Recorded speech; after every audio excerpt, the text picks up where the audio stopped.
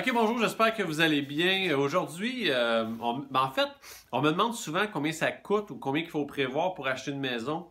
C'est une question que les premiers acheteurs souvent sont pas sûrs à 100%. C'est sûr que déjà en partant, il faut prévoir 5% de mise de fonds. 5% le minimum quand on achète une maison. Mais ça, c'est un gros, tu sais, on pourrait en parler longtemps, mais tu achètes une maison de 200 000, la mise de fonds minimum, normalement, c'est 10 000 ça, c'est la base, on prend ça pour acquis. Mais après ça, il y a d'autres frais aussi quand on achète une propriété. Premièrement, l'inspection. Il est toujours très fortement recommandé de faire inspecter une propriété avant de l'acheter. Bien sûr, après avoir fait l'offre d'achat et de s'être entendu sur le prix. Mais il faut prévoir les frais d'inspection. Combien ça coûte? J'ai aucune idée. 400, 500, 600, 700 $, tout dépendant de l'inspection de la maison, de l'inspecteur, de son expérience, toutes ces choses-là. Donc, mettons là, moi ce que je vois le plus souvent, c'est entre 5 et 600 $. Ça joue pas mal dans ces prix-là. Il faut prévoir ça. Aussi, quand on va acheter, il faut passer chez le notaire. Encore une fois, combien ça coûte le notaire, j'ai aucune idée. Mais c'est toujours des alentours de 1000 $, 1000, 1100, tu sais, un notaire, souvent, ça va coûter ça. Il y en a des moins chers, il y en a des plus chers, ça dépend des services, ça dépend de tout ce qu'il y a, ça dépend de votre entente, ça dépend de bien des affaires, mais ça vous donne une idée, mettons, 1000 $. Ensuite, qu'est-ce que ça va coûter aussi? Bien, quand on va passer chez le notaire, il y a des ajustements de taxes qu'il va falloir faire.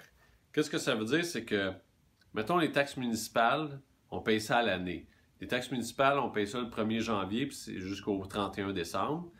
Quelqu'un qui l'aurait payé pour l'année au complet, il a payé ses taxes municipales pour 365 jours.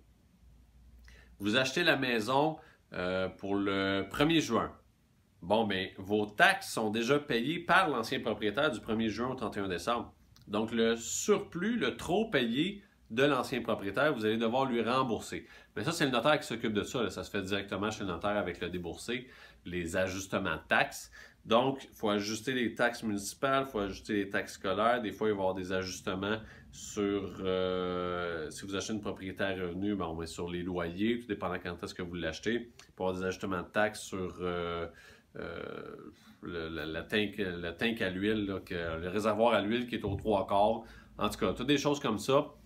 Mais il faut prévoir aussi les ajustements de taxes. Ça, c'est un montant qui n'est pas coulé dans le ciment. Ça va dépendre c'est quoi la partie que les anciens propriétaires ont payé en trop. Il faut prévoir votre déménagement. Bon, c'est sûr, si on se fait aider avec des amis et qu'on a un pick-up, ben, ça ne coûtera pas cher. Ça va coûter du gaz, de la pizza et de la Coors Light.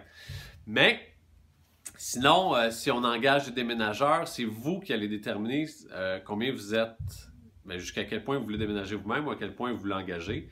Mais ça, prévoyez ça. Puis aussi, bien, il y a toujours des frais hydro. Va charger des frais pour le changement d'adresse. Centaines de piastres, je pense. Téléphone, mais ça de moins en moins parce que la plupart du monde ont un téléphone cellulaire. Fait que changer notre ligne quand on a un cellulaire, ça coûte pas bien cher pour changer l'adresse. Mais grosso modo, là, ça devrait faire partie des frais à considérer et à mettre de côté pour acheter une maison. Puis j'ai-tu parlé, je pense qu'il m'en manque un, la taxe de bienvenue. Ouais, la taxe de bienvenue. Prévoyez la taxe de bienvenue aussi, très important.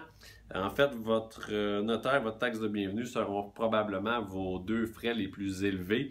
Fait que taxe de bienvenue ou droit de mutation, hein, que ça s'appelle aussi. Ça fait pas mal partie de... C'est pas mal la liste complète des frais à considérer quand on achète une maison, puis aussi à noter qu'en tant qu'acheteur, quand on engage un courtier immobilier, ces services sont 100% gratuits. Si vous avez des questions ou des commentaires, quoi que ce soit, vous pouvez m'appeler, me texter au 450-204-6465 ou m'envoyer un courriel à l'adresse courriel qui apparaît partout sur mon site web. Merci et bonne journée!